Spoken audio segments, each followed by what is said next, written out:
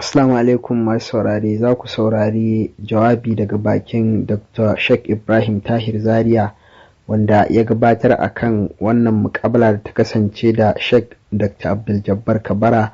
Ya yi bayanai masu ɗimbin yawa dangane da yadda muƙabalar ta kasance da kuma natija, ciki ya wajahar da tambayoyi ga gwamnatin jihar Kano tare da kuma malaman jihar Kano da kuma ɗaliban makarantar Sheikh Dr. Abdul Jabbar Kabara, ma'ana 'yan ashabul kafi, tare kuma da al'ummar musulmi. Duk malam ya musu wasu tambayoyi wanda dai mai saurare karin cika ka da kauɗi a daure a saurari wannan rikodin da wannan kafa ta Alal Kisa'i radio and television Zazzau suka tattaki wajen yi muku wannan rikodin. Domin neman ƙarin bayani a iya buga lambar waya kamar haka 09034354611. a yi saurari lafiya. أعوذ بالله من الشيطان الرجيم. بسم الله الرحمن الرحيم.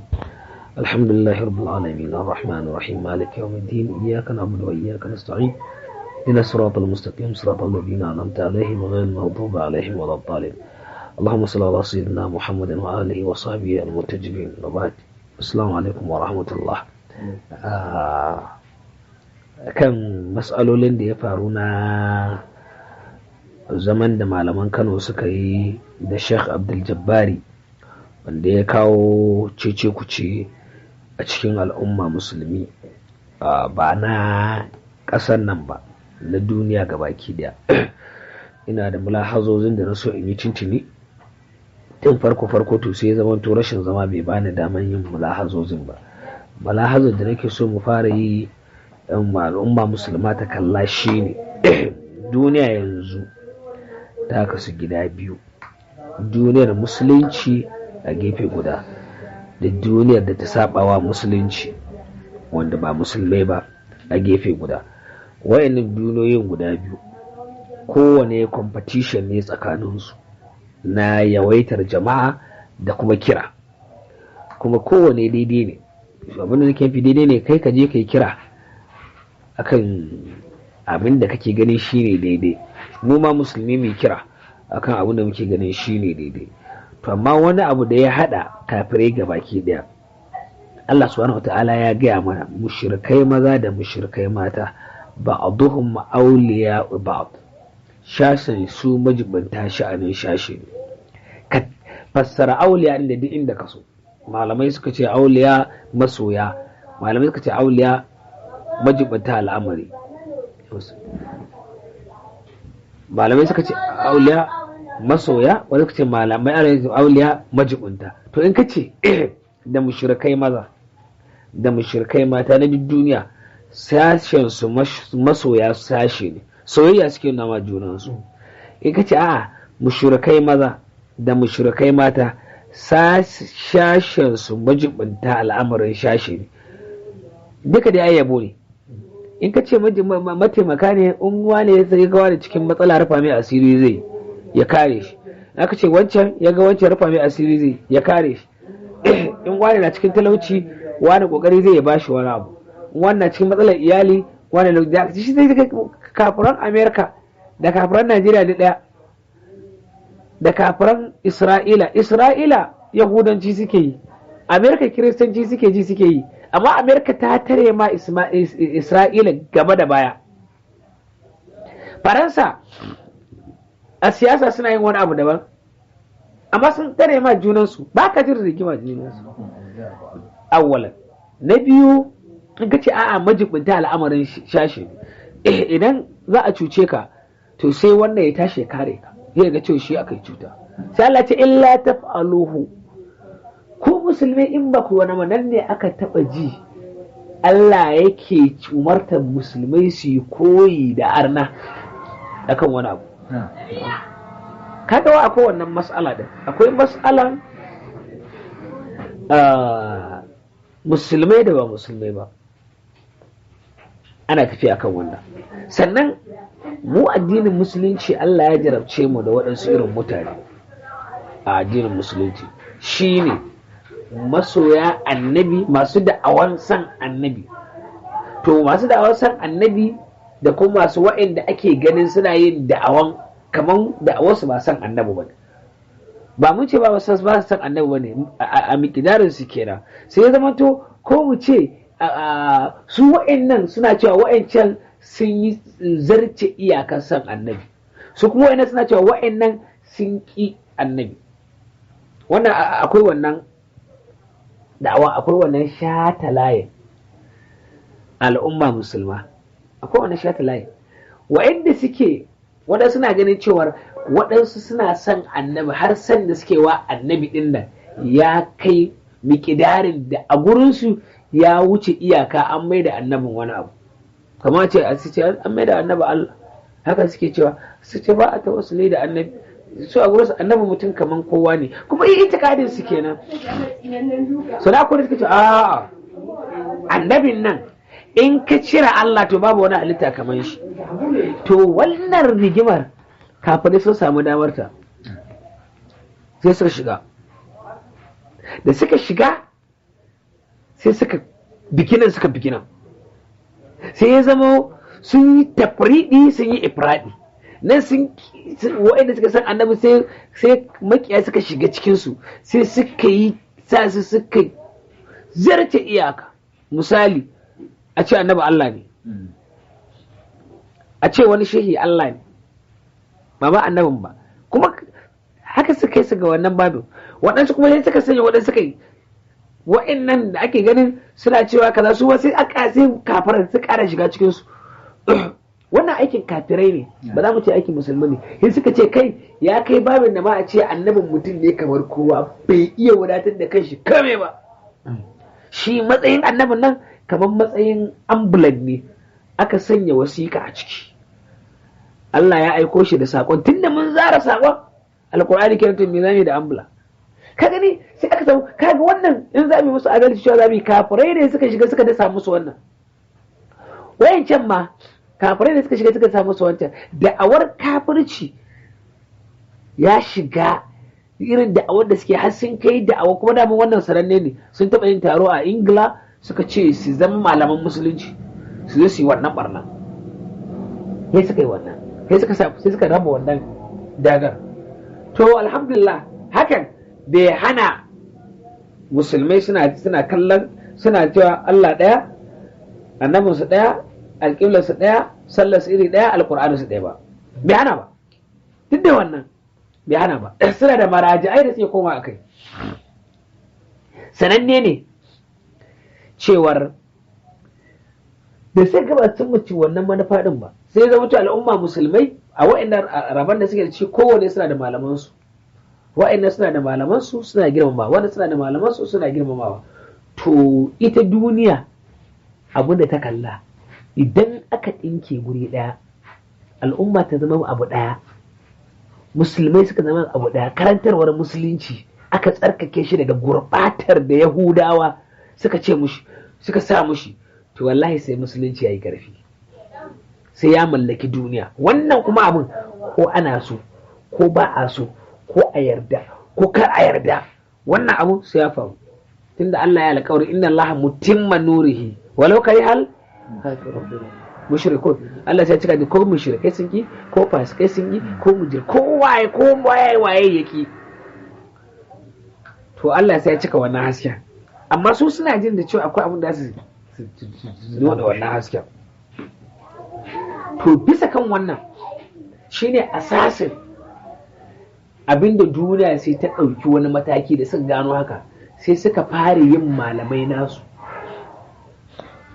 Malaman nasu abinda za su yi shine da kowane ɓangare ya za su saraba, ya ake iya gane su, rashin tsayuwar gaskiya akan magana ɗaya. To wannan abu inda akwai abinda wannan zaman ya haifar, na zo kan zaman kina bayan wannan dogon mukaddima din, inda abinda wannan zaman ya haifar shine bayyanar da haka. Ba musulmi ba bai ce la ilaha illallah da dukkan bangarorin musulman, ina nufin in ce yan ahmadiyya ne, 'yan ansaruddini ne a Najeriya dinnan ne, 'yan shi'a ne, 'yan kadiriya ne, 'yan tijjaniya ne, 'yan ɗariƙa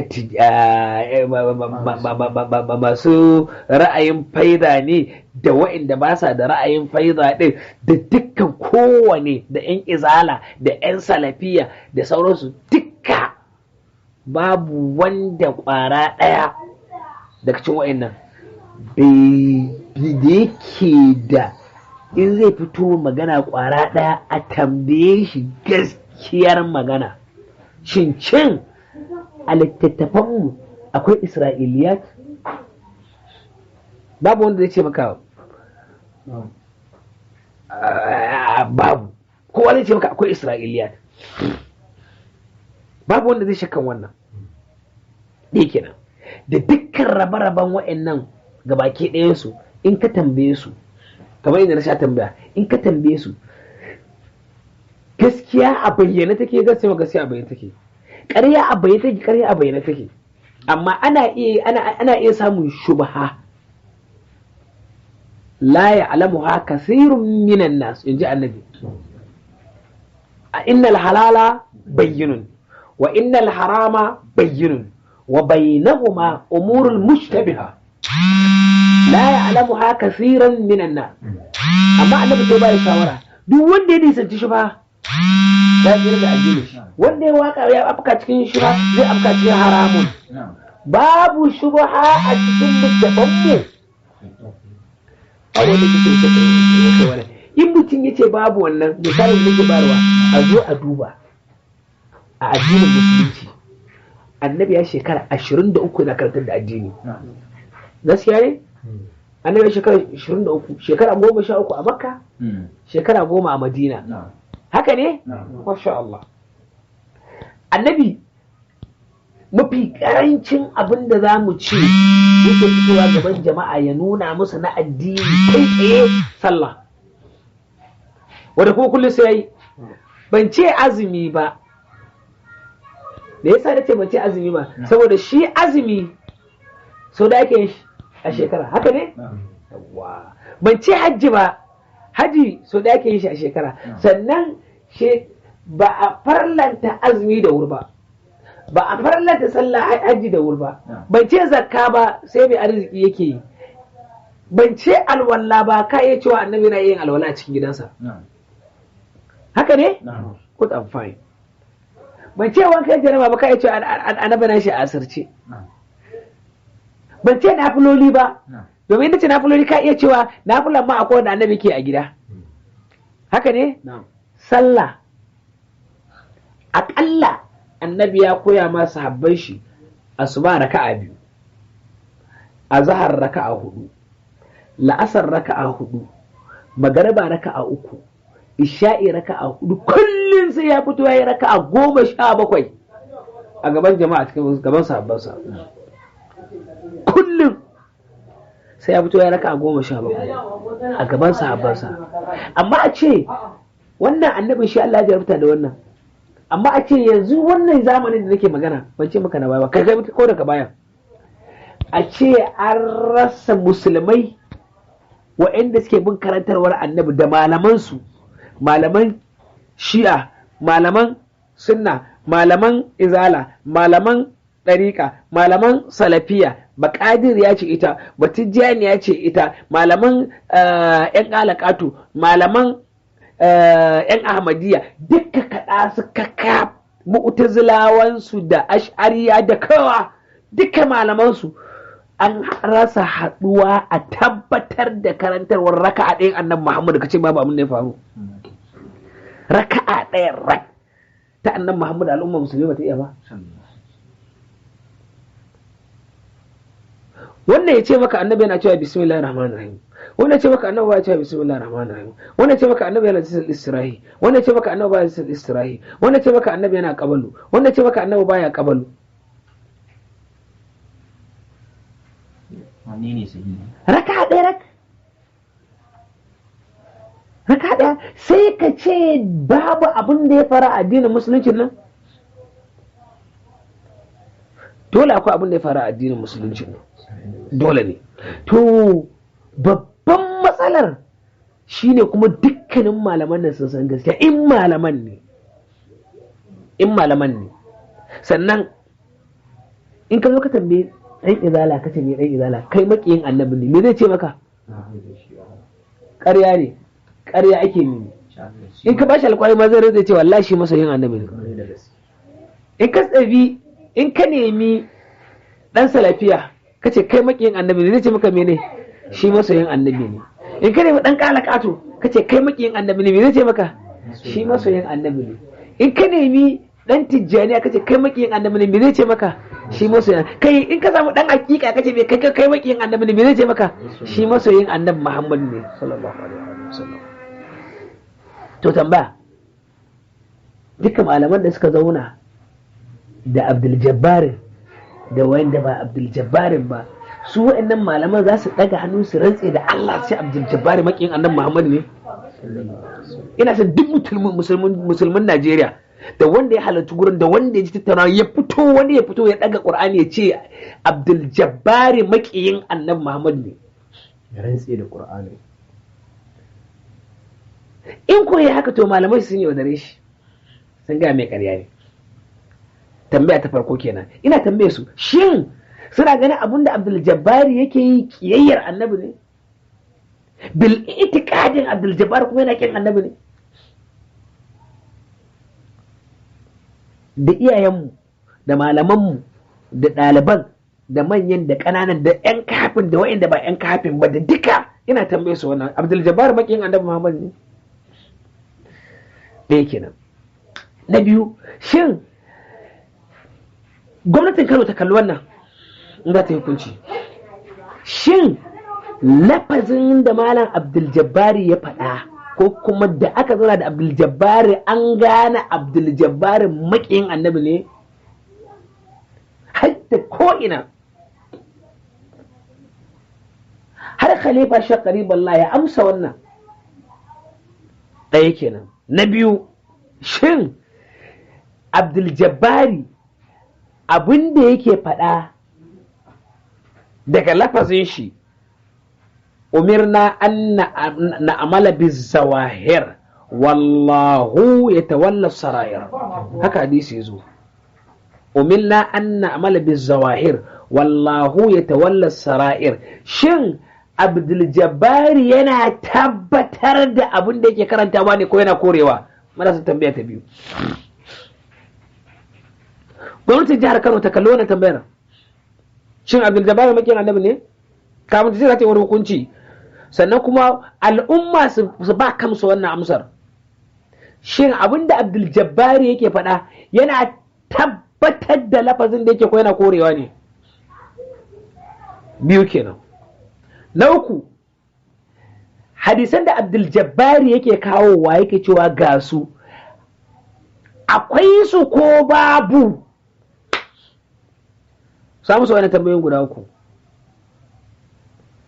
Idan amsar a nan ne turka-turka take, amsar sai aka ce akwai wasu babu wasu.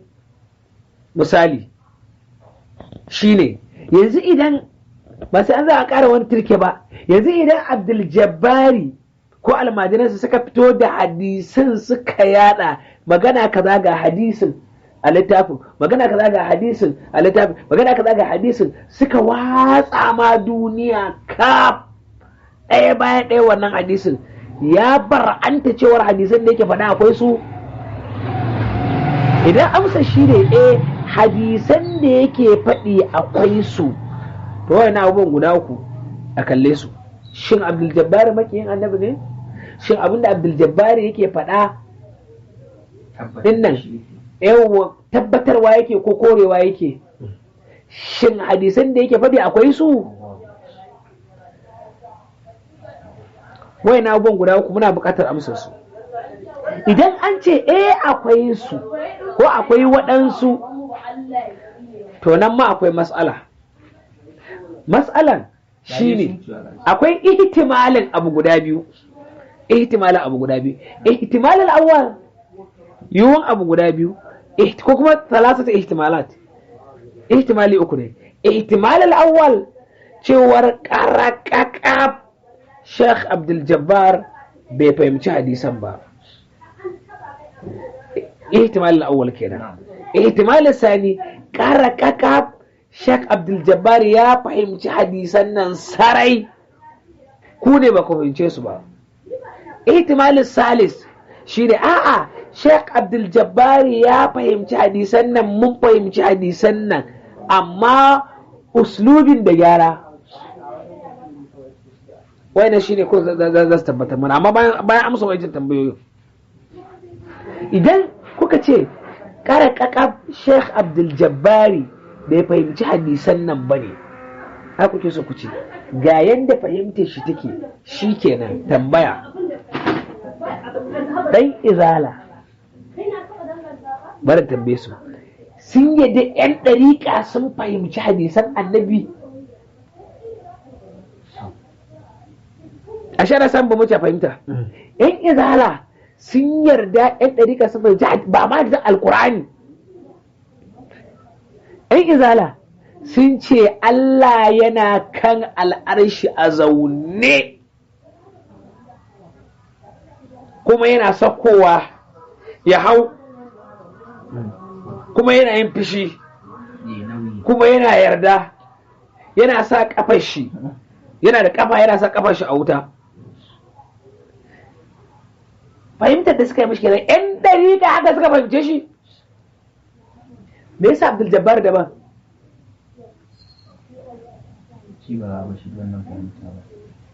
Me yasa Abdul Jabbar daban? Yan ɗariƙa, yan izala suna da fahimtar ba a annabi, inna ma ana basharun mislukum, annabi mutum ne kaman kowa. Haka suke da wannan fahimtar. Yan ɗariƙa ba su da fahimtar wannan fahimtar. Me yasa ba su yi challenge da jinin sakamakon ba? Abdul Jabbar ne daban.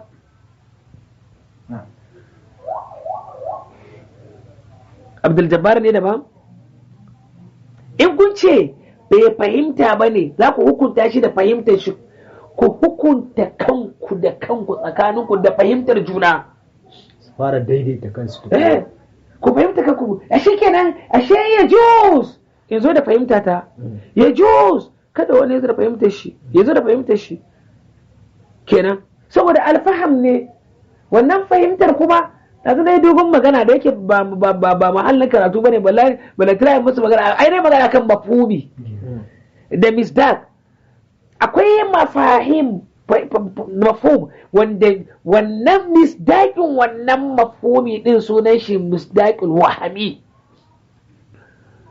Akwai misdaqin da shi wannan misdaqin wannan mafhumi din na faɗa sunan shi misdaqil haƙiƙi. Akwai intiza'i, akwai itibari, na yi bayanin su. Okay, naka ne hakiki ko na wancan ne hakiki? Tunda akwai wannan mafahim din daiwan gaske. To me yasa Abdul Jabbar ya fita daban? Me yasa ba ku bar shi da fahimtar shi ba? In kun ce fahimtar shi kuskure ne, to fahimtar da ɗariƙa ta yi ma ceton annabi Muhammadu da matsayin annabi Muhammadu, da fahimtar da ɗariƙa ta yi ma iyayen annabi Muhammadu daidai ne ko yan izala? To sun kafarta? Ko yan ɗariƙa fahimtar da yan izala suka yi akan ceton annabi Muhammadu da matsayin Allah al'arshi da sauransu daidai ne?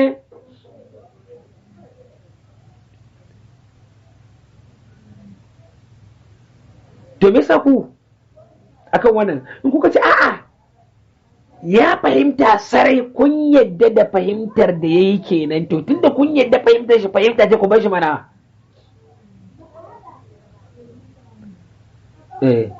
Su kamar suna magana ne akan lafazan da yake fassara hadisan, don ko a gurin ai yayi ta kokarin su tauna isnadi ko ingancin hadisin ko tabbatar hadisin an yi ma ko ba yi ba wanda ya iya kawowa. Tambayar su dai nuna gurin da kalmar ta zo. Zan zo in yi magana akan wannan. Okay, to muƙaddarta shine fahimta tafiyar su. Okay, yanzu su fito su gaya wa mutane idan abin da suke cewa a'a kalmar da yake amfani da ita ne ta zama daban, ko ba kallon ba yadda yake kallanta daban, kalmar da yake amfani da kalma da yake amfani da ita ba shi suke magana ba, to su zo su goge maganganun da suka faɗa da cewar bai amsa tambayoyi ba, su zo su goge wannan saboda sun ce bai amsa tambaya ko ɗaya ba, bai nuna hadisi ko ɗaya ba. Idan sun yarda ya nuna hadisi, akwai hadisan kenan da yake fara, shi yasa nake sai su samu wancan tambayoyi guda uku. Lokacin da suka ce a hadisan da yake faɗi akwai su, alhamdulillah, illa iyaka ma'anar da yake ba su daban ne, ko ba shi ne ba, good and fine. To sun san akwai abin da ake cewa lafas, akwai itibari bil mafhum, akwai mafhumin lafas. Bayan ba da misali, wannan malamai sun sani mafhumi kala-kala ne. Ka'idar usulul fiqh baka isa kai hukunci a addini ba, baka isa kai magana akan fiqhun addini shari'ar musulunci ba sai ka san mafahim, sai kai magana da mafhumi. Allah ya ce aqimu sala, ku tsaya da sallah. Sai wani malami ce maka wajibi kai sallah, kai na Allah ce wajibi. Cewa ya dai ka tsaya da sallah, ina Allah ya ce wajibi. Shi ma ya nuna inda kalmar wajibi. Yawwa, to a ka'ida ta malamai suna cewa idan kaza ya zo to yana nuna kaza. Misali bari in ce zawahirul qur'an hujja, ana cewa qa'idatu zuhur, wannan ka'ida ce ta malaman usul. Qa'idatu zuhur, wannan ba ma in zaka yi abin akwai abin da cewa usulul fiqh, akwai qawaidul usuliyya, akwai ita usulul fiqh din ilimi ne daban, akwai qawaidul usuliyya ilimi ne daban, akwai qawaidul maqsadiyya ilimi ne daban, akwai qawaidul fiqhiyya ilimi ne daban, ba wanda ya kama da wani babu. To qa'idatul zuhur qawaidul usuliyya ne, me take cewa wai zahirul qur'ani hujja, zahirin alqur'ani hujja ne. To ya barkar da zahiri sai suka ce daga ciki idza jaa al-amru, idan umarni ya zo akwai abu da ke dalab, to amr ɗaya ne daga cikin bangare na dalab. Ba na son shiga dogon bahasi ne akan wannan, ina son amsa wannan ne a gurguje. To akwai abu da ke mai dalab, amr ɗaya daga cikin dalab, nahyu ɗaya daga cikin dalab, tamanni ɗaya daga cikin dalab, da sauran wadansu abubuwa. To al'amr din nawa ne? Idza jaa al-amru, idan amru yazo khususatan mafi al-amr wa lam yaktarin bi qarinatin tukhaffifahu, bai samu ta qarina ba da take dan bashi rauni. Akwai wani rami ya shige ko, to bai samu qarina take rage shi ba. Kamar a ce isalla, idan kana buƙatar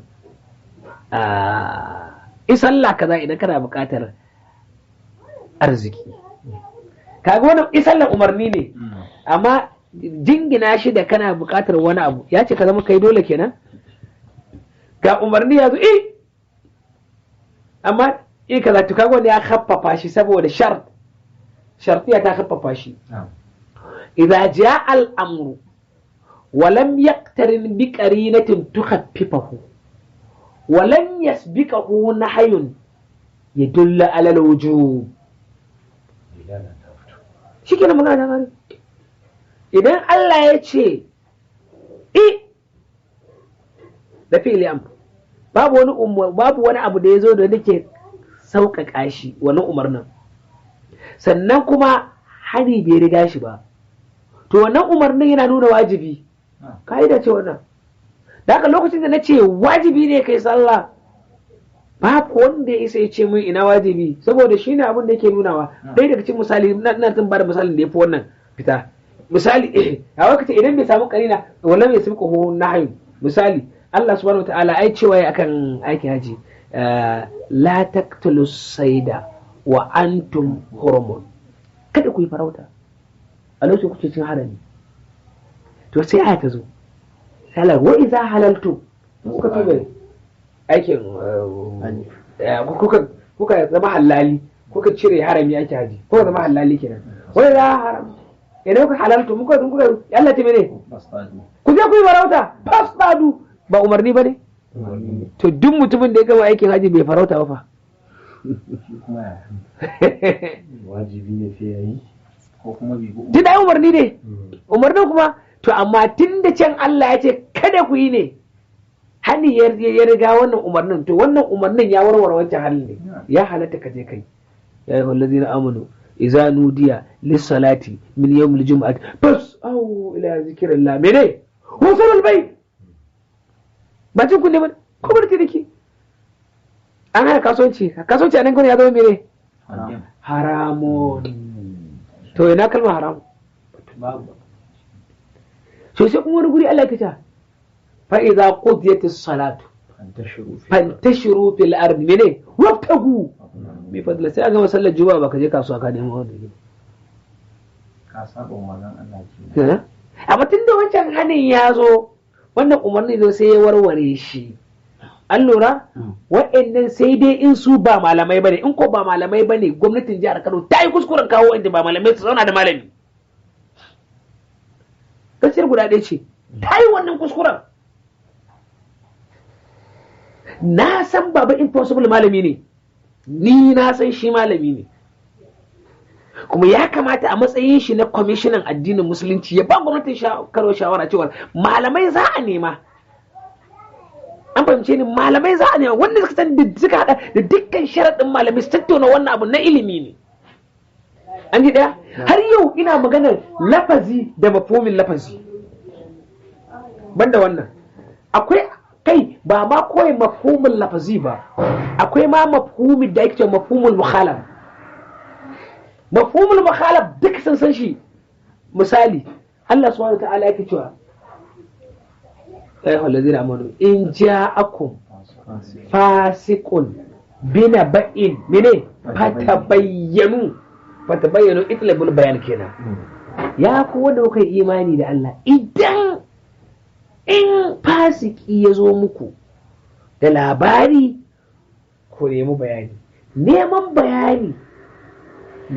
bayani akan labarin fasiki wani abu menene wajibi ne shi kenan wajibi ne shi ne mafhumin lafazi haka ne to sai na zo na ce billahi allazi la ilaha illa huwa Allah subhanahu wata'ala a cikin alkur'ani ya ce duk amintacce in ya zo muku da labari ku karba babu bincike ban yi kuskure ba hujja ta wannan hujja saboda mafhumul makhalif tunda Allah ce in ja'akum fasiqun binaba'in fa tabayyanu in ja'akum ka ce in ja'akum ghayru fasiqin binaba'in fa fala mafhumul makhalif wannan duk malaman duniya sun san wannan duk malaman duniya sun san wannan sai dai in mutum ba malami ba ne abinda zai tafi malaman dukkan mazhabobi da dukkan aƙidu sun yarda da wannan ka'ida din to bisa su yi hukunci su bar ka'ida na ilimi kaga ɗayan abu biyu ne ɗayan abu uku kai ko dai wannan tambayar tasu ya tabbatar wa da duniya cewar gwamnatin jihar Kano ta yi kuskure saboda ta ɗauko waɗanda ba malamai ba a matsayin malamai ɗaya kenan ce ba sani ba ko kuma sun sani sun danne ko kuma ita gwamnatin jihar Kano da gangan ta yi babu wani in ya zama su ba malamai ba ne gwamnatin bisa kyautata zato na gwamnatin jihar Kano cewar su malamai ne shi baba impossible billahi lazi malami ne yanzu ya bayyana mashi cewar an yi ne kuskure da aka sai gwamnatin karanta ta la'akari da wannan tunda shi na san malami ne ni ina da garanti ya san abin da nake faɗa shi malami ne in kuma ya zamanto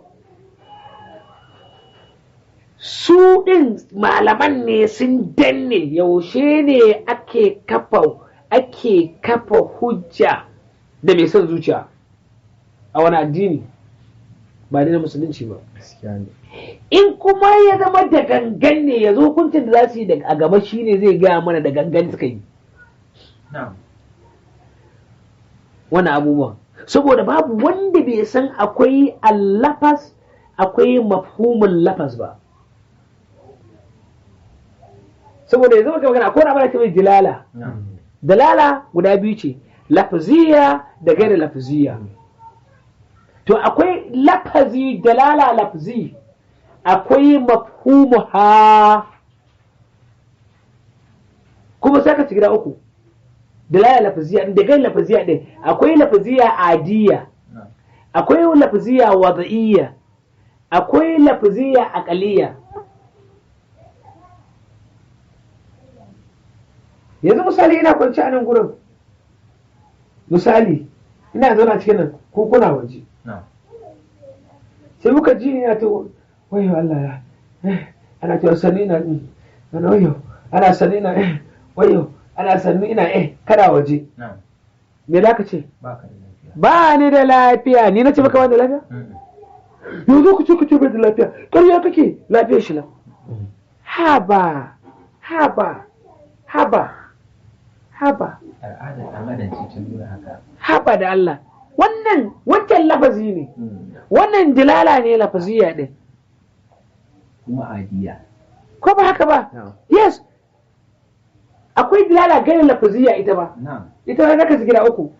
Misali kana zaune sai in mutum zai gaya ma yaro a aji kana karatu, kana so ka ce ma yaro ya tashi, kuna karatun Qur'ani kuma ya laifi, kana so me kace me tashi, baka son kai mai lafazi, ya za ka mai da hannu haka, yawa haka da kai ka ce mene, inda ma zai tashi ba shi ba sai kai ba shi kake ne ba sai kai mai haka, a'a kaga har ila yau haka kaga la sai ka ce sai gama karatu sai kalle kai mai haka, sai haka ya nuna cewa ni sai kai mai haka da kai sai ki tashi, sai kare mai haka ana karatu sai ka cewa ni sai ka rabe ka sai ki tashi. Idan ka gama karatu me zaka ce? Kai dan ubanka muna cewa ka tashi ka tashi. Yace shi ka ce mun tashi. Kwarai da gaske. Yace a bai fara da hankali ba ma. Yace kai sai wanda ce kana kallo ana ce maka tashi. Yace wai ya ce ai ba ci ba. Saboda dilala ne. Mafhumin ake hukuntawa. Mafhumin ake hukuntawa, amma sun ba sallah sai babu inda Allah ya ce mana sallah wajibi ce. Billafas babu da Allah ce mana wajibi ce, billafas ce wajibun babu. An lura da haka wa'annan abubuwan guda uku akan in tuhumar da suke kenan, wa'annan abubuwan guda uku akwai su a ciki. Na farko, imma shi ba impossible da gwamnatin jihar Kano ta yi tsammani malamai ta ɗauka da dukkan ma'anan malamai. To in haka suka yi tsammani yanzu ta bayyana musu mutanen nan ba malamai ba ne. Imma a'a malaman ne sun sani amma sun danna ilimin ba kuma kafa hujja da su. Wa imma gwamnatin Kano tana sane ba malaman ba ne ta ɗauke su akan wannan. Da haka ya kamata ba ta su malaman nake ba, damuwa na shi ne ɗaliban ilimi. Ɗaliban ilimi ‘yan uwana su kalli wannan abun da mahanga na ilimi, su yi ma abu hukunci na ilimi. Sannan ɗaliban ilimi su bayyanar da iyaye su nema a amsa musu wancan tambayoyin guda uku, a mahimmantar da wa'ancan tambayoyin guda uku. Muna neman wa'ancan amsan wa'ancan tambayoyin guda uku. Shin Abdul Jabbar makin manzon Allah ne? Shin wa'annan lafazan da Abdul Jabbar aka ce yake kawai tabbatar da su yake ko kore su yake? Shin akwai su a littafin? Wa'annan suna bukata, in sun ce akwai su, a'a bai fahimce su bane, ko kuma yana da fahimta daban da tasu. Shin tsakanin izala da ɗariƙa fahimtar su ɗaya? Fahimtar su ɗaya? Ita ce a za a iya bari shi ci gaba da fahimtar shi da malaman shi, amma bai fahimci kalmomin da yake fassarawa ma'anarsu ba haka take ba. Shin ya fassara su ne bil itibaril mafahim?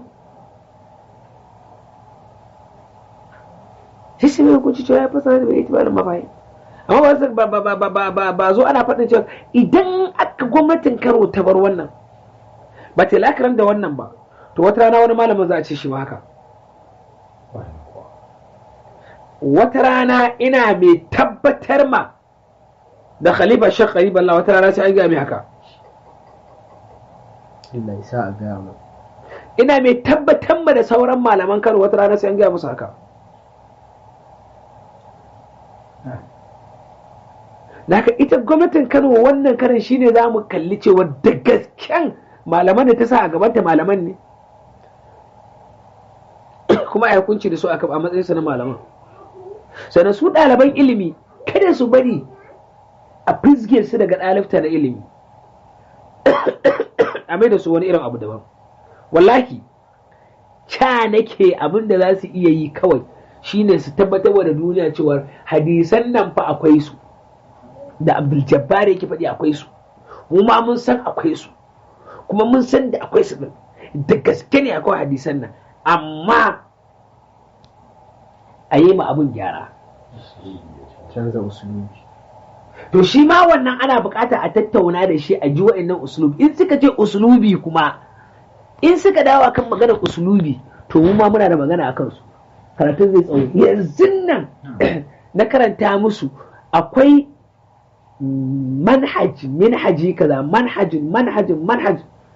manhajin da kowane ilimi yake ɗauka daban ne. Idan ko muka ce za mu dawo akan wannan sai mun kusan lalata duk ilimin duniya, saboda wancan manhajin ya saba ma wancan manhajin, wancan manhajin ya saba ma wancan manhajin, wancan manhajin ya saba ma wancan. Yanzu na gaya musu nahwu da dukkan ulumul lugha manhaji ne istiqra'i, shi kuma itibari ne. Ƙarshe in kana karanta kalma, kana karanta nahwu, kai masanin nahwu ne, in ka kai iyakar inda zaka koye da hujjarka, ba ƙalar lahu wani, ba ƙalar rasulu ba ne, ƙalar arabu larabawa sun ce bai shaka ba hujjar Ibrahim wannan kila ma wani ƙaton arni ne mashahidi irin Imrul Qais da ke ƙalar arabu larabawa sun ce arabul hijaz ya ƙuluna, wal basriyun ya ƙuluna, wal kufiyun ya ƙuluna. Itibari ne. Yau in suka haɗa laraba suka ce daga yau mun canza kalma, fa'ili mansubi ne, take su sa'a ma laraban kudama. Adab haka yake, larabcin kudama shi yasa ake karanta adabi, ake adab fi asarul jahili, adab fi asarul sadr islam, adab fi asarul banu umayya amawi, adab fi asarul abbasul ula ma, a ce asal fi asarul abbasul sani, adab fi asarul inhitadi da sauransu. Asalin nahdatul hadisa kowane hatta kalmar da suke tana canzawa saboda itibari ne kuma istiqra'i ce. Kenan malamin kalma ne za a iya rushe duk wani abu, kenan za a iya rushe shi da gaske. Daga idan ka ce to ai saboda malam wane ya fassara kaza, malam wane ya fassara kaza, malam wane ya fassara ta kaza, malam wane ya fassara ta kaza, malam da yana so in tambaya. Bari in dawo ga 'yan salafiya. A tafsirin Ramadan, malaman salafiya gagga na ƙasar nan, ban fita waje ba, gagga na ƙasar nan, masu tafsiri guda nawa ne? Ai ba za mu yi gina yasa ba. Akwai irin su bin Usman, akwai irin su Sheikh Awwal Albani, akwai irin su Sheikh Awwal wannan Adam, ga yawa duk ba ga su ba. Akwai su Sani Rijal, su Sani Rijal Lemo, zo da asu da sunna, duk ga su da duk ba haka bane. Ka bari su fassara aya ɗaya a Ramadan, ka ji yanda wace ya fassara ta daban, yanda wace ya fassara ta daban, yanda wace ya fassara ta daban, yanda wace ya fassara ta daban. La ilaha illallah. ya haka yare ɗaya kuma ayat ɗaya ce. Allah ɗaya Qur'ani ɗaya. yare ɗaya malaman izala Sheikh Jingir yana tafsir, Sheikh Kabir Gombe yana tafsir, Sheikh Lau yana tafsir, Sheikh Rigacikun yana tafsir, duk ga suna tafsir. Kalma ɗaya abinda wannan ya fassara daban, wance ya fassara daban, wance ya fassara daban, wance ya fassara daban, wance ya fassara daban. La ilaha illallah. Sheikh Qariballah yana tafsir. Ga sunan a Qadiriyya suna tafsir abinda wannan ya fassara daban, wance ya fassara daban, wance ya fassara daban. Me yasa? Ya kamata a tsaya ta me yasa? Abinda tarkatacciyar maganar da nake so in faɗa shine mun yi tsammanin gwamnatin jihar Kano za ta ɗinke malamai ne, za kuma ta haɗa malamai ne, ba suka da zage-zage ba, saboda wannan abin da ta yi na farko alhamdulillah an yi taron, kuma in ka kalli taron in ba a kai zuciya nesa ba da an yi rigima. Ba a taɓa a samu mutum a ce makiyinka shi zai maka hukunci ba. Kar ku ce mini a'a shi wannan ba maki ba ne, a kallafa don Allah ko littafi ne, littafin da ɗan izala ya kafa hujja da shi ya rubutu a kan ɗan ɗarika za ka kafa mashi hujja da shi kana son gaskiya? Littafin da ɗan ɗarika ya kafa hujja da shi a kan ɗan izala za ka kafa hujja da shi kana son gaskiya? To ba izale ba salafi shi ne zama da jabarin adalci? Duk sai ya ansa tambayar ya ce bai ansa ba. Ya kar muka lahu ni ina da tambaya a daidai wannan gabas. Misali, shi dama a ka'idar alƙalanci to za a iya ɗaukar ka a kai gurin wannan baka yadda da shi ba, sannan kuma baka yadda da alƙalancin shi ba, za a iya ɗaukar ka a kai ka ƙara gurin shi, kuma idan an kai ka gurin shi kana da ikon da zaka ce baka yadda da ƙarar da aka kai gurin shi ba, sai dai a ce ko baka da gaske. Ai ana karanta wani hadisi mai ban dariya cewar akwai wani mutum ya zo ya samu annabi mai hukunci ce bai yadda ba, sai annabi ce akai gurin sai na abubakar da hukunci, aka ce akai gurin wane ya hukunci saboda adalcin annabi. Ya tabbata saboda adalcin annabi, yana nufin kenan kana yin mutum da maka hukunci ko wani adalci ka ji bai maka ba saboda wani burbushin gaskiya da kake ji da shi. Abin da ya fi cancanta ana a gurguje a ƙarshe abin da nake bada shawara da su wa'annan malaman su ji tsoron Allah, duka su tsoron Allah. Ina jiye musu tsoron wani abu da zai faru gaba, shine dan wannan daɗin da suke ji duk da gwamnatin Kano ba ce komai ba. In gwamnatin Kano ta yi wasa za ta kafa mummunan tarihi, wani abu wanda zai ta cin ƙasar Kano har sai ya lalata ta. Inda waliyan Allah sun kafa Kano sun mata addu'a ta tabbata, to za su kafa wani tarihi da duk malamin da ya zo 'yan izala su diran mushi. In kuma 'yan idala ba ne suke mulkin, 'yan ɗariƙa su diran 'yan izala. An shiga cikin wani irin jayayya kenan da wani abu da ba mutane kofa. Adalci da gaskiya shine tsayayyen magana, da haka muna bukata daga su ɗaliban ilimin nan na izala ne su, na tijjaniya ne su, na ƙadiriya ne su, na 'yan salafiya ne su, na 'yan shi'a ne su, na 'yan ƙalaƙato ne su tsaya su yi nazari akan wa'annan abubuwan, su yi nazari daga abin da ya fito a gurin malaman nan. Shin Abdul Jabbar daman makiyin annabi ne? Idan kun ce ku 'yan izala, to ina so in tambaye Khalifa, shi ya yarda da 'yan gidansu Abdul Jabbar makiyin annabi ne? In ya ce ina so in tambaye shi guda daya, daga tasowa Abdul Jabbar a gaban mahaifinsu har izuwa rasuwar mahaifinsu. Abdul Jabbar ya taɓa tafiya shekara 10 ba tare da mahaifinsu. In amsa ba haka ba ne, wa suke tuhumar ya kuma Abdul Jabbar kin manzon Allah?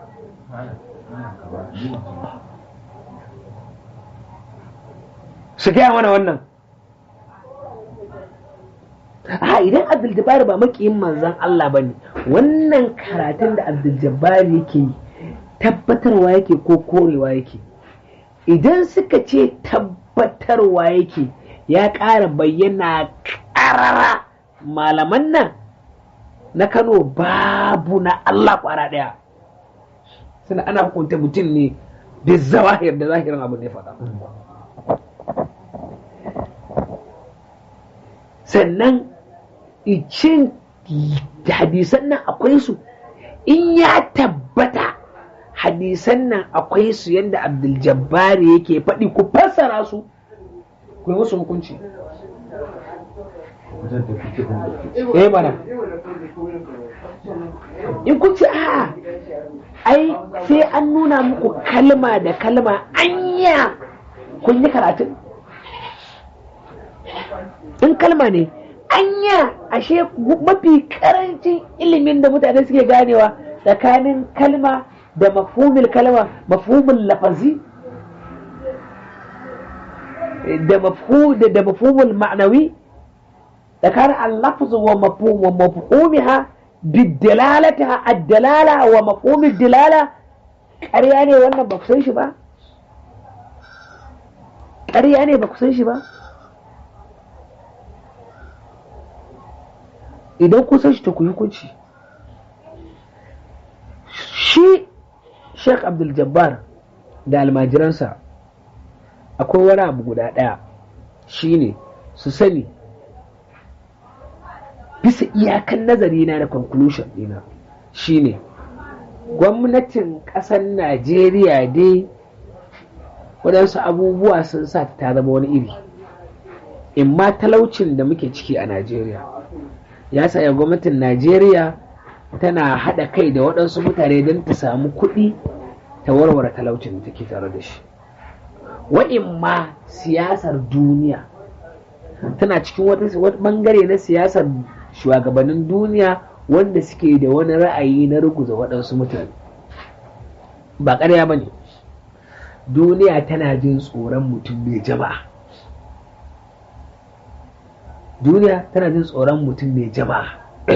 Baran ba da misali, Sheikh Tahir Usman Bauchi, gwamnatin ƙasar nan ta diran mai hadda zagi, hadda cin mutunci, hadda shiga wurin ɗaliban shi, gidan shi, alfarmar tsoho dattijo wanda ya kai kusan shekara 100, ba a girmama tsufan shi ba, ba a girmama yawan ɗaliban shi ba.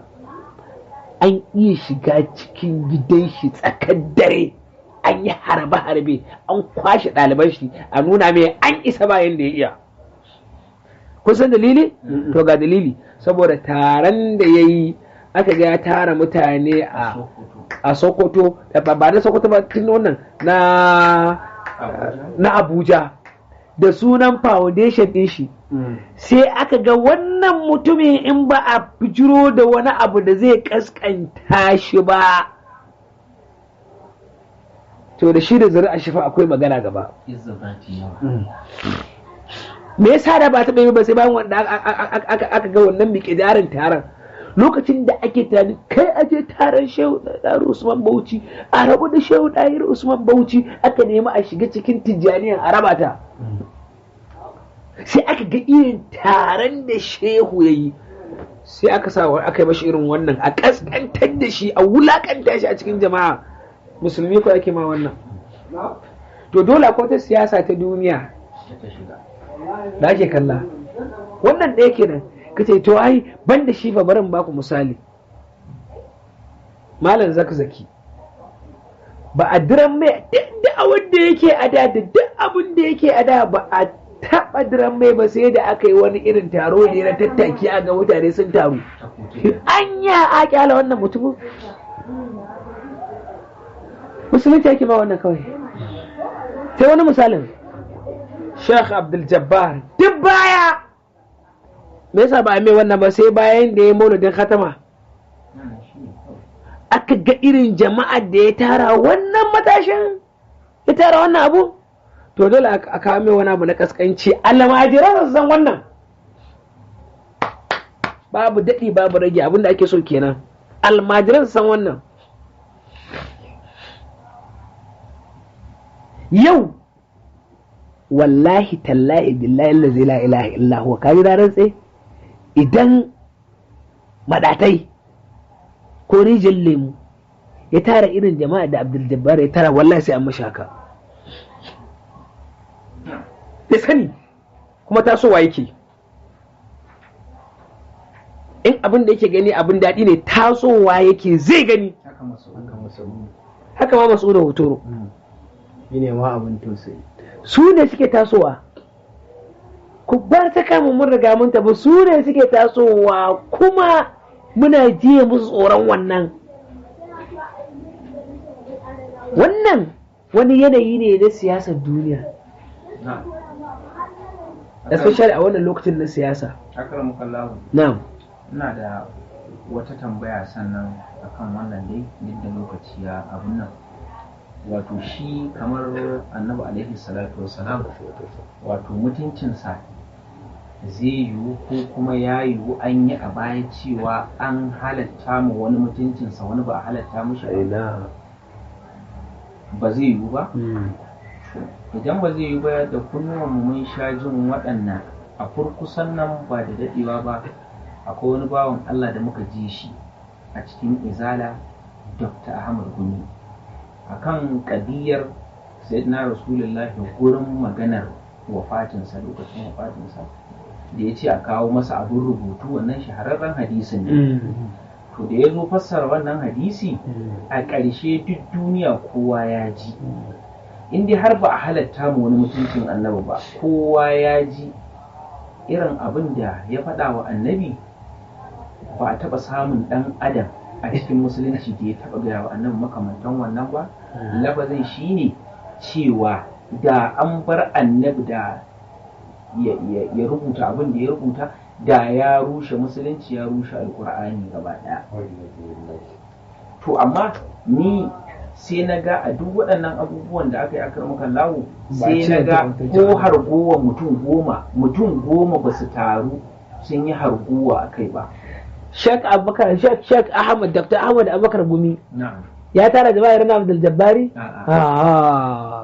shi kira musa wato akar mukan lawo tambaya ta gaba wato dai wannan duk wannan kitumullin da ake yi ba ana yi akan hakikanin mutuncin annabi haka ne shi yasa ai muka tambaye su wayannan amsosin su faɗa haka ne saboda idan suna faɗa Abdul Jabbar kamar da ka faɗa ai malamai ɗaya ko sun faɗa wai sa ba damu da su ba saboda ba su da kowa ba tare da kuma kakkamanta kai kada'an damuwar su kenan lokacin da shi gwamnan jihar Kano yake magana sai ke cewa an bar wani a Zaria a Kaduna ya tara jama'a mu ba za mu bar wannan ba duk abin da ya faɗa bai birge mutane ba bai birge malaman nan ba saboda amma da ashirin da ya faɗa wannan kabbara suka yi ma'ana kenan menene matsalar jama'a kuma ba komai bane shi na fi tausayin yayin Sheikh Mal Nasu saboda mene gidansu ne yake dagawa kuma gidan ake so a rushe na'am wannan wani ɗabi'a ne na rai saboda mun gani yan uwan annabi Yusufa ba komai bane shine tallahi laqad afaraka Allahu alaina mun rantsi da Allah ya zabe ka kawo kada an kaji dalili da kaje saboda tallahi to ina baiwa almajiran Sheikh Abdul Jabbari shawara su kalli cewar addini lokacin da ka yadda addini za ka yi yarda ce imani ne ba ra'ayi ba ne yarda ce imani ne ba ra'ayi ba ne ya kamata su ɗauki darasi an ba da labari a cewar bayan annabi ya yi isra'i har ma an ce da yake kiran sannan abakar da as-siddiqu kenan sai da annabi ya zo ba da labari sai wani ya garza ya gidan shi ya sallama da shi sai ce yau ka ji abin da mutumin da aka yi zo da shi, sai ce me zo da shi, ya zo yana gaya mana cewar a cikin daren na ya je Baitul Maqdis ya dawo.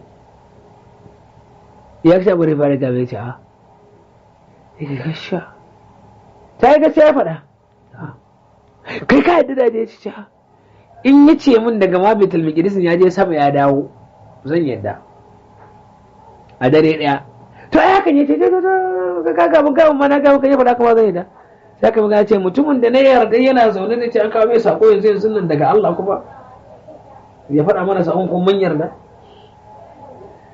Ɗaliban Sheikh Abdul Jabbari ca nake yi ilimi yake karantar da su ba mujarradin karatu ba. To idan ilimi yake karantar da su ca nake yi sun ilmanci sun gane wannan ilimin haka ne. Idan sun gane wannan ilimin da ilimi suka gane da hankali da kwakwalwa da karatu sun gane ba abin da jahilci bai zuwa ya kau da karatu. Jahilci bai zuwa ya kau da karatu. Tsanani bai hana abu gaskiya. Inda tsanani yana hana abu gaskiya da addinin musulunci bai zo hannunmu ba. Waɗansu daga cikin kakanninmu asalinsu larabawa ne. Saboda yakin tabbatar da addinin musulunci suka tabbata a nan ba. Da ba mu samu sharifi a nan ba. Saboda tsanani da bala'i ya koro su. Naka ina ba su shawara cewar a irin daidai wannan lokacin ya kamata su wajahar da tunaninsu da taimakonsu zuwa malaminsu da dukkan iyakansu. Sannan muna buƙatar wa'annan tambayoyin da na yi gwamnati ta amsa mana, malaman su amsa mana, ɗaliban ilimi su amsa mana wa'annan tambayoyin shi kenan. Tuntuni na so in wajahar tun farko zama ne ban yi ba ina ta zuwa tararraka amma na so in zauna in wajahar da wa'annan tambayoyin tun kafin yanzu muna saurara amsa insha Allah. Wa sallallahu ala Muhammad wa ala alihi addu'a. Na'am. Akwai wani abu da yake damun mu almajiran har ila yau. Wannan audio da malam yayi ranar Lahadi guda biyu. Na farko dai mun fahimci sakon da yake ciki sarai, kuma ba wanda bai fahimci cewa malam ba ya karɓo innan kalmomi bane. Sannan na biyun shi ma mun fahimci malam ba ya karɓi kalmomin shi yake faɗa ma manzon Allah su bane. To amma kuma akwai abokan zaman mu waɗanda ba su fahimci malamin ba, ko kuma in ce ba ma su fahimci inda aka dosa ba kwata-kwata. Daga sadda abubuwan akwai kamar mutum biyu waɗanda suka tuntuɓan akan cewa kaskanci ya samu malamin da har ya iya cewa ya tuba ya janye waɗannan kalmomi da ake tuhumar cewa da yake yi suna kawo hargoguwa ko hargitsi ko wannan. To shine wannan ne nake so malam cewa yayi Sheikh Abdul Jabbar cewa yayi na janye, na fa janye ce abin da kake bukata yanzu. Al'umma ce ta ni ya yi min jaruntar da ya mini cewar yana kishin ku ɗaliban shi da zaman lafiya. Dalili yau da Abdul Jabbar bai faɗi wannan ba, kun ga wannan wallahi an ce a kowane sun kasa bacci saboda bakin ciki. A'a ba wai ku ba daga ciki, makiyan sun kasa bacci saboda mai abin da suka so a ci gaba da yada wannan abiku gida-gida ana kashewa ana cutarwa. lallai mun gani irin wannan abiku gida-gida ana kashewa ana cutarwa. Karatu ne an riga an yi shi an sajjala shi, su waɗanda suka fahimci sako shi ta daga muku kila san rai ne bai kaci sun ce ka san dalili wai saboda ilimin da ya jibga muku littafin da ya rubuta ilimi ya warware su da sauransu. Wannan abin da ya shiga cikin kwakwalwa ya warware shi, wanda bai warware shi rijiyar lemu ne wannan maganar kan cewa ya zo ya wanke a littattafan musulunci da malaman musulunci da kuma sabon annabi duk da ya babbata. Bari ka ji wani abu abinda mutane suka kasa shi yasa aka ce ka'ida al'amarin aqida ba ana ɗoruwa da ra'ayin wani malami ba ne, fahimta ne, ana ƙoƙarin a sa maka fahimtar ne a kanka. Bari ba da misali Allah sai saboda girman wani malami ba bisa waƙarwa ikina'i ka samu anta muqni'un bidalil ba, ka samu ikina'i isanin kwakwalwarka 100% akan wannan gaskiya, sai wani malami ya ce maka Allah ɗaya ne, sai shi kenan Allah ɗaya ne, ana na ce kai na gano Allah nan biyu ne, me za ka ce? Shi kenan shi ma. Yawa sai ka ce kai wallahi ma da ya shi Allah na ma guda uku ne, ya za ka ce? Shi ma zai za a yadda. Yawa lokacin da ya gamsar da kai da dukkan gamsar cewar Allah ɗaya ne, har ka gamsu Allah ɗaya ne, sai yau zai ce maka Allah ba ɗaya ba ne, ya za yi? Lallai zai sha tambayoyi da yawa na inna na har sai ya bi ta hanyar da ya gamsar da ni akan wannan ɗayan ɗaya ne, to kuma ya bi ta waccan hanyar ya gamsar da ni cewa biyun ne. Ke da ba ka gamsuwa ba. Ƙwarai da gaske. Ka lura ko? Yawa to ka kalli sigar karantarwar Sheikh Abdul Jabbar, sigar wadatar da kwakwalwa ne, ba sigar dankarawa mutane ba ne. Su kuma wa'annan malaman duk sigar su sigar menene dankarawa mutane, in ka ce ka kafir. Ƙwarai. Ana kawo maka hadisi ka ce maka to kai kafiri ne. Amma sai sigar Sheikh Abdul Jabbar fa sigar fahimtar da kwakwalwa ne, ba sigar dankarawa kwakwalwa ba ne. Ka gaya min yaushe su ba sun sani da kyau mutumin da ya tara waɗannan mutanen da wannan sigar ba za su juyo ba har abada. Kar ku yi tsammani ko sun kasa amsa wannan tambayoyin sun kyale, ba za su daina bi waɗansu kulle ba, in dai bisa ilimi suke yi. to kenan akar muka lahu zai zama wannan kalma da shi malamin Jabbar ya yi ta ne don tsirar da zubar da jinin musulmi. Ga waɗansu abubuwa, bari faɗi waɗansu abubuwa. Akwai abubuwa guda biyu, hudu ne amma biyu zan yi magana da su. Akwai abin da ake cewa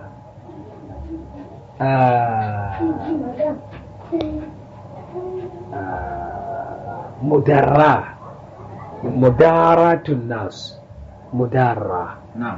Akwai abin da ake cewa mudahana, a kalle su da kyau. Mudarra mujamala kenan. Akwai abin da ake cewa kuma mudahana, mudarra ni in cutu, addini na gaba, da almajirai na su gaba, don su za su kawo ni gaba. Amma mudahana addini na ya cutu ni in ji daɗi. An raba kenan, su mudahana ne. Mudahana ne. Shi kuma wannan mudarra ne. Shi ne mujamala. To Allah ya yi umarni da mudaratun nas, amma ya hana mudahana. Annabi ya yi mudarra da mutane da ya je filin ba hunaini ba, wajen da aka yi sulhul hudaybiya, ya yi sulhu da mutane akan sulhun shiga makka. Ya ce wa mutane mata alƙawari ba za a shiga makka, ya zo ce hakura. Hassan Umar ce ba kai annabi ba ne, ce ba kai kaza ba ne, ba kai zawa ne, abinda muke ba gaskiya ba ne. A nan gurin annabi me mudarra, sabon shi ba su zafi ba, har yace mutane ku yi aski suka yin aski, ku yi aski ku soke suka yi, saboda zafin abun. An yi ko ba a yi ba? Aha, lokacin da a wannan wajen sulhu aka rubuta Muhammadu Rasulullah, suka ce in mun da Rasulullah ne ai mene ai ba suka ce ba sai da ba. Annabi ya ce mene a goge wasu ya zama Rasulullah. Wannan duk sunan shi mene mudara. annabi yayi. to wato shi wannan kamar ma wato wata sunna Sunna ce. wacce mu a yanzu ma ba mu san da ita ba ya dabbakar da ita ko kuma An tuna da wannan ko? yawa sun manta da ita gashi ya shi ma dabbakar. imami a siffino an yi haka A sifinu an yi, Imam Ali ba an yi wa sifinu? To, da Allah, sahabban su da almajiran sun ji daɗin wannan? Amma ba umarnin Allah ba ne? Mudaharra kenan. Amma mudahana fa, Allah ce musu waddu, lau, fayudhinun, wannan Allah ne hana shi. Mudahana ba a yi. Amma mudaharra sunna ce ana yin ta. wato akar mukallahu idan na fahimce ka zai zama wannan mubarak da annabi yayi a lokacin ba yana nuna cewa ya janye daga aikin maka bane. Aka sa sharaɗi sai kare sharaɗin kuma dan ya san sai ya tabbata sai ya faru shi ya ɗauki cutarwa domin ya kare ku almajirci kuma ya kare gwamnatin musulunci. Amma shi ya ji daɗi dan a zauna lafiya musulunci ya cuci ba zai yi ba. Shi ne annabi suka nemi annabi na abudu ilahaka sanatan wata abudu ilahana. Allah ya ce waddu law tudhinu fayudhinu. Amma mudarra tana da muhimmanci yayi mudarra tana da zafi ba.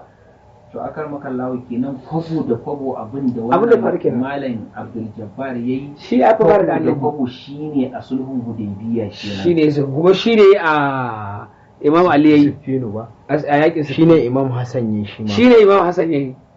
Wato ita wannan mudarar da ya hawwala wa yau wannan da annabi ya ce a gogi rasulullahi dan da sun yadda da wannan ai ba za a yi wannan ba. To da annabi ya goge wannan din wato ba yana nuna cewa ya yarda cewa ba rasulullahi yawa haka ne na fahimta mana ka gani mutarar kenan yes kuma lazumin shi ne wannan kun san wani abu ko yana so ko baya so Allah zai turta ta sai haka saboda shi suna ce ko yana so ko ba sai Allah ya turta ta sai haka saboda suna ne wannan abun bai boye wa malamai ba wallahi tallahi sai dai kawai kamar yadda na faɗa sai dai in ba malaman ba ne akalla ya kamata almajiran Sheikh Abdul Jabbar su kalli wa'annan abubuwan kallo na ilimi da ake karantar da su muna kyautata musu ta suna ɗaukan darussa na karatu na ilimi ne ba suna ɗaukan magana ba ne kawai da baki ba irin sauran da malamai suke dankara abu in baka yi wa ce ka kafarta kai mushriki ne ka fita ka ba mu guri ba a'a ana ɗora mutane ne akan hanya ta kwakwalwa da ilimi su gane har ila yau. Wato kenan akar mukallahu idan jin na fahimci waɗannan abubuwan wato zai zama kenan tambayar da na so tun ɗazu in yi a dai kan muƙabalar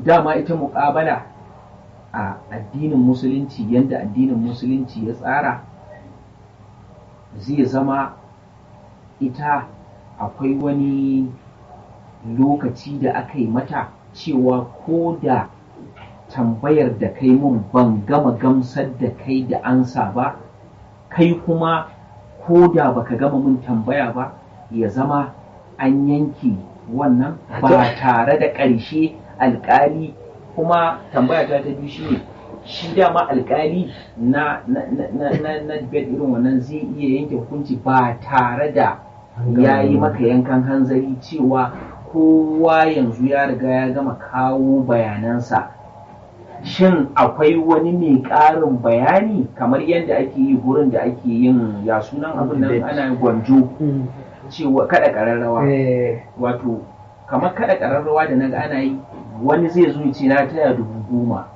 can wani ya ce 20 wani ya ce 30 wani ya ce 50 sai a yi jim to sai alƙalin wannan abin sai a ƙarshe zai ta maimaita 50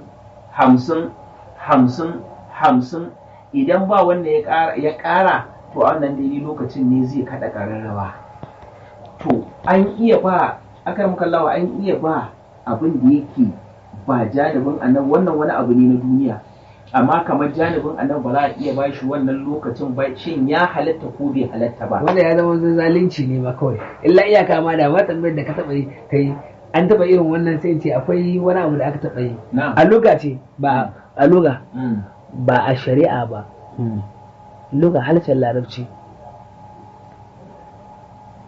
shi ma haka aka danna gaskiya. To wannan danna gaskiyar amma ba irin wannan ba. Wannan tawa ko wannan siyasa. Akwai mazhabar nahwu guda biyu. Akwai mazhabar Basra, akwai mazhabar Kufa. To shugaban a lokacin a cikin malaman mazhabar Basra akwai wani ana kai shi Abul Am.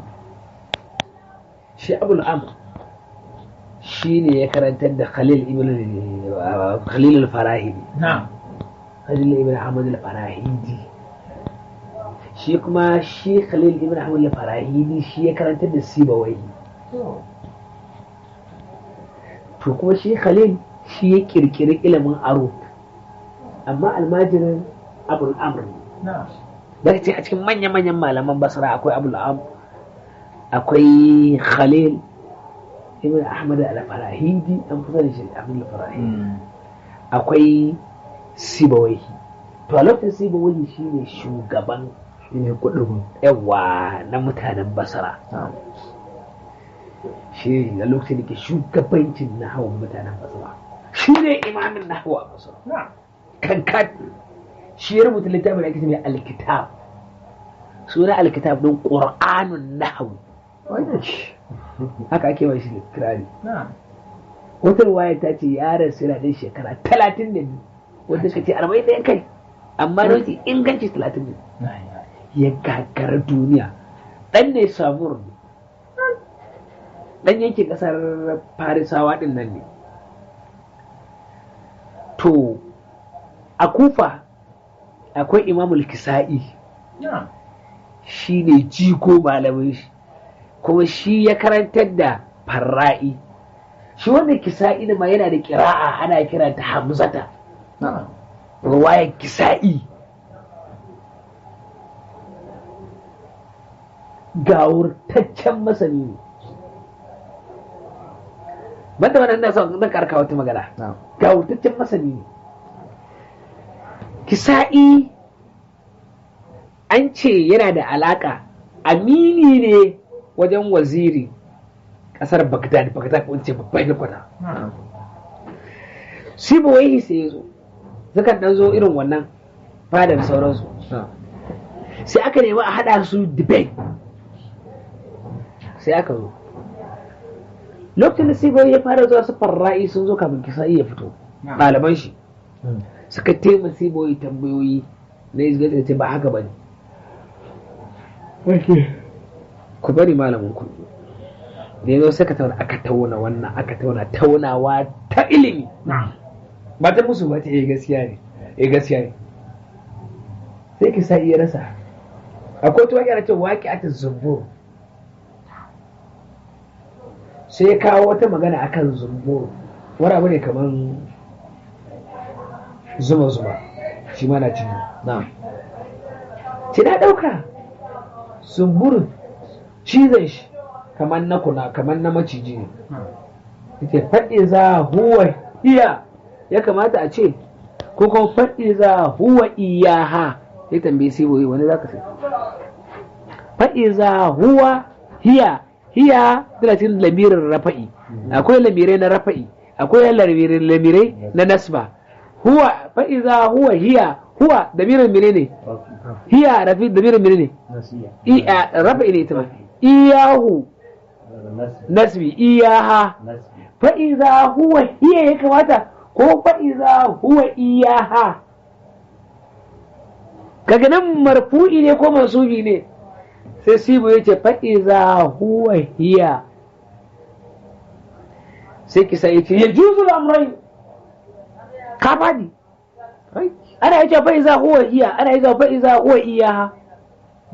Sai Sibu ya ce ba zai taɓa ɗaukar faɗi za huwa iyaha ba. Shi Kisa iya wayo bai kare ta ni Sibawai ba, amma ya kara wani abu guda daya. Shi kuma Sibawai ya san ba zai dauka ba, shi kuma yana so ya kada shi ne. Aka tauna sai da ta kai ga babun aji to wai ku ya zo ana tambaya. Ba za mu tambaye dan Kufa ba, dan kai ne shugaban su. Ba za mu tambaye dan Basra ba, dan kai ne shugaban su. Ba kaga nan Abdul Jabbar sai ce ba za a kawo bakadire ba ko kuma za a kawo dan tafiyar ka ba kowa ne ba za a kawo sai a kawo wai dan tafiyar wa'annan wai alƙalanci kaga na samu mata ko wannan kuma sai da aka tattake fage aka kai babun da kowa ya shiru ana jiran na uku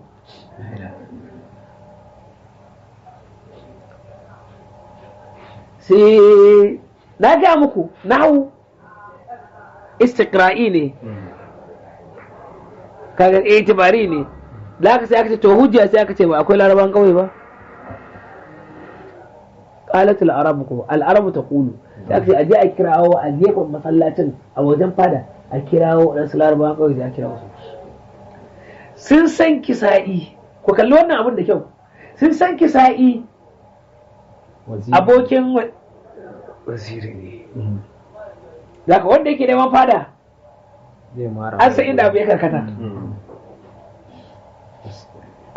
karkata sai aka tambaye sai ya yi waziri ce to kisa'i ya ce yana ɗaukan fa'iza huwa hiya fa'iza huwa iya siboyi ya ce yana ɗaukan fa'iza huwa hiya ne ba ya ɗaukan fa'iza huwa iya yana ɗaukan fa'iza huwa hiya ko ko fa'iza huwa iya saboda su samu shiga amma ka zo sai da ka ɗauki dogon lokaci sai da aka kai kowa ya shiru ba ƙayyade lokaci a kai bana ka ja musu ke faɗa ma ko sannan kuma a lokaci guda ka ga irin wannan ko shikenan sai to sai ka ji ka ga dama ka yi mashi kyauta wannan sanadiyya shine sanadiyyar mutum simoyi ya haɗe zuciya wai abin da kusa ma da shakan bin jabbar kenan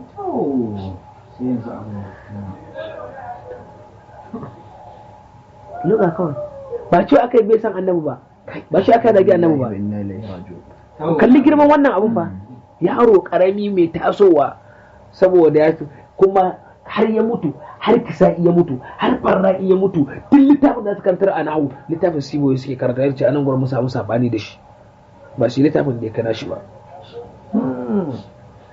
wato akar makallahu barin kammala to da ƙarshe a cikin alƙur'an gano sai ba wake da gaskiya saboda mai alƙur'an ya faɗa fa'iza hiya hayyatun ne ko hayyatan rufu'a ne fa'iza hiya hayyatun tas'a ashe fa'iza huwa hiya ne amma dan kawai a da kusa da sibawai ya taso da kuciyar da ilimi wallahi abin da ya sanadiyar mutum sibawai kun doka su kaɗa aka mu bari ga muku ɗansu malamai da duka su gamu da irin wannan matsalan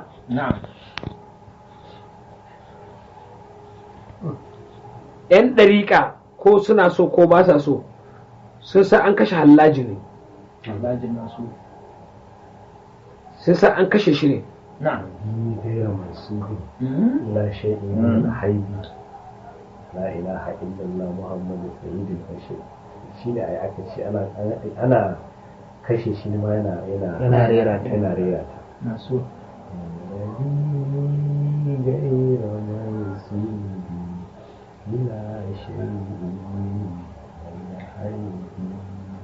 duka kasa an kashe su da sunan menene wai na kare musulunci الطبري من تفسير الطبري قتل الطبري الذين قتلوا باسم حماية المقدسات mutanen da aka kashe su aka musu hukunci na zalunci aka su da tare da aka ana kiyaye muqaddisat ne akwai al-imam at-tabari an kashe shi wa sullibal hallaj an soke hallaji wa hubisa al-mi'arri allahul mi'arri sufi ne daure shi aka yi wasu fika dama ibn hayyan an fasa shi ne jinin shi ne gama tsiyaya ya mana wani fiye munmar an kore shi da gari ne wa urika kutabul gazali abu hamudul gazali duk littattafan da ya mallaka sai da aka fito da su aka kona ku kalli wannan za mu littafin na cikin ku za mu da ke kuma fuskanta gashi dukka bayan su kuma ɗaukaka ce kuma ta Aha. har yanzu ba wanda aka dina kuna kallon wannan ko na'am dan ku sani ne dan ku sani ku san abin da ake nufi wa ibn rushdi littafin ibn rushdi sai da aka kore su daga wa asfahani ash-shaykh al-asfahani sai da aka shi wa kufr al-farabi shaykh farabi kafir aka ce me wa razi fakhruddin razi kafirta shi akai a duniya wa ibn sina a kafiri ya koma ga Allah gurin mutane su kola ne a boko ma mun karanta yawa walkindi da alkindi wa zubiya saharawardi ake ce mai saharawardi duka scholars ne malam wani yanka shi aka yi sufi ne wani mana wa dubika awsal ibn al-makfa awsal ibn al-makfa dafa shi aka yi inna lillahi wa inna ilaihi raji'un ba kaka dauka wai an dafa shi da an yayyanka shi an dafa shi ne subhanallah fil qidr a tukunya ka gane makfa dan shi aka yanka dan a wulakanta shi da aka yanka dan makfa din aka soya a tukunya aka tafasa aka soya aka kawo mai aka ci subhanallahi wa inna ilaihi abin da ya shaƙi numfashin shi ya mutu kenan a karan mukalla su waɗanda suke wannan aikin musulmai ne kuma musulmai ne ai duk wanda suna kare musulunci ne bi ismi himayatul muqaddisat da sunan tsarkake sahabbai ko tsarkake annabi ko tsarkake qur'ani muqaddasa da sunan wayana kare musulunci ne an gani haka aka yi wanzu bihal ja'ad ibn darham an yanka shi ne wa allaqu ra'asa ahmad ibn nasar an rataye kan shi ne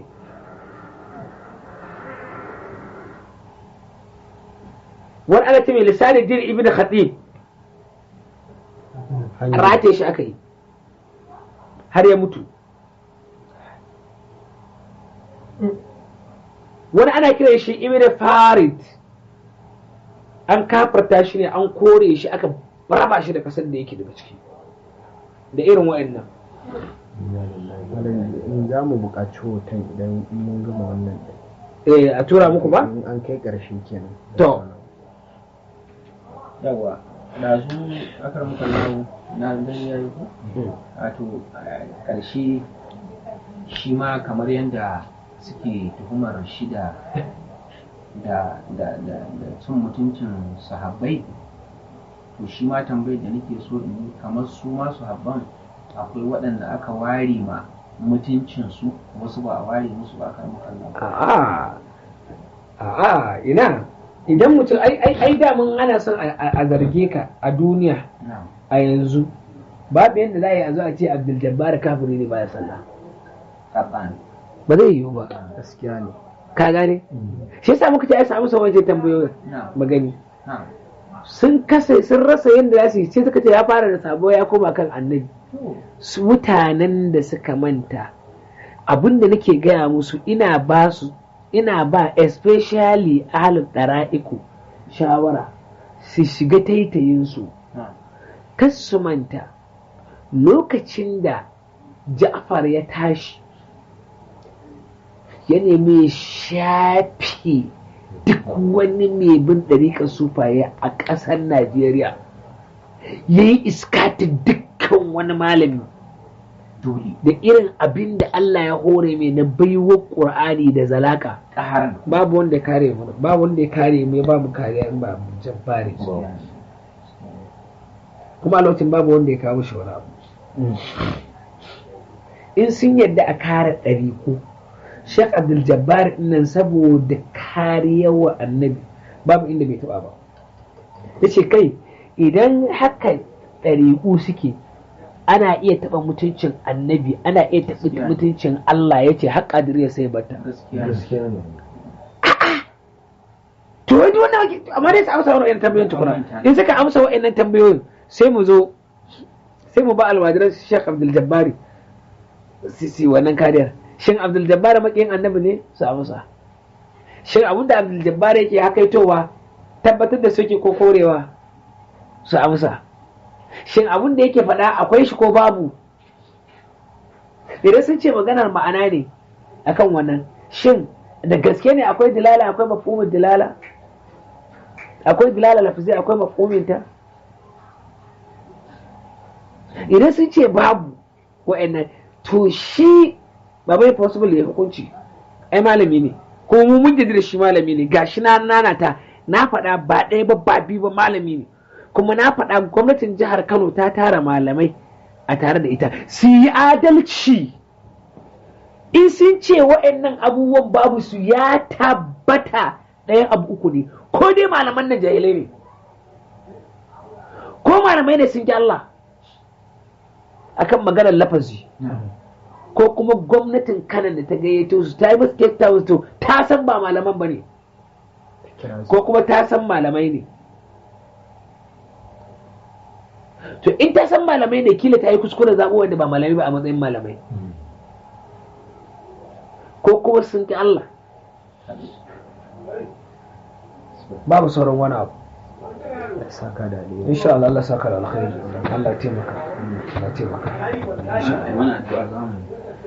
Alhamdulillah rabbil alamin arrahman arrahim maliki yawmiddin iyyaka na'budu wa iyyaka nasta'in ihdinas siratal mustaqim siratal ladzina an'amta alaihim غير المغضوب عليهم ولا الضالين. اللهم صل على سيدنا محمد الفاتح لما أغلق والخاتم لما سبق ناصر الحق بالحق والهادي إلى صراط المستقيم وعلى آله حق قدره ومقداره العظيم. سبحان ربك رب العزة عما يصفون وسلام على المرسلين والحمد لله رب العالمين. Alhamdulillah, jawabai kenan aka saurara daga Malam Ibrahim Tahir Cikaji wanda ya yi a kan Sheikh Dr. Abdul Jabbar Muhammad Nasir Kabara. Da wannan muke isar da saƙo ga 'yan uwa na kusa da na nesa da a dage da addu'a domin ita ce kaɗai mafita a wannan lokaci da muke ciki. Lallai jagoranmu Sheikh Dr. Abdul Jabbar Kabara yana buƙatar addu'o'inku ƙwarai da gaske, masoya kuma mabiya masu albarka. A sa malam a cikin addu'a, malam yana buƙatar addu'a sosai matuƙa da gaske. Allah ya dafa, Allah ya kiyaye gabansa da bayansa, Allah Ubangiji ya zama tare da shi a duk inda yake. Assalam.